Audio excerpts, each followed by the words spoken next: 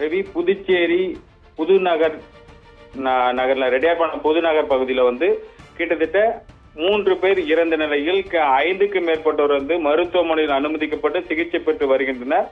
விஷவாயு, அதாவது எரிவாயு, கழிவு நீர்ல வரக்கூடிய அந்த விஷத்தன்மை வாய்ந்த வாயு தாக்கப்பட்டதா இது நடந்துன்னு சொல்லிட்டு ஆய்வுல இருந்து சொல்லியிருக்காங்க. அது மட்டுமல்லாத இன்று இதே மாரி புதுச்சேரியில இன்றொரு அதிர்ச்சி சம்பவம் ஏற்பட்டுள்ளது. புதுச்சேரி சாரம் சுந்தர மேஸ்திரி வீதியில் வசித்து வருவர் பழனி மற்றும் பவானி தம்பதியினர். இவர்கள் கழிவறைக்கு சென்று விட்டு பிறகு துர்நாற்றம் வீசுவதால் மூச்சுத்திணறல் ஏற்பட்டு இந்திரா காந்தி அரசு பொது மருத்துவமனையில் அனுமதிக்கப்பட்டுள்ளனர். ஹைட்ரஜன், அதாவது விசாரணையில வந்து இது என்ன சொல்லியிருக்காங்கன்னா, ஹைட்ரஜன் சல்பைட் 10 ppm குறைவாக இருக்க வேண்டுமாம்.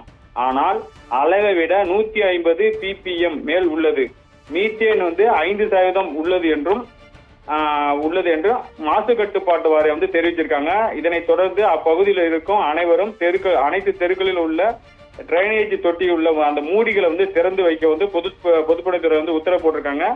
அப்போதான் அந்த வாயு வந்து வெளியேறு என்று சொல்லியிருக்காங்க. அது மட்டும் இல்லாத சுகாதாரத்துறை சார்பில் மருத்துவர்கள் வந்து அங்க வந்து தற்போது வந்து ஆய்வு செய்து வருகின்றாங்க.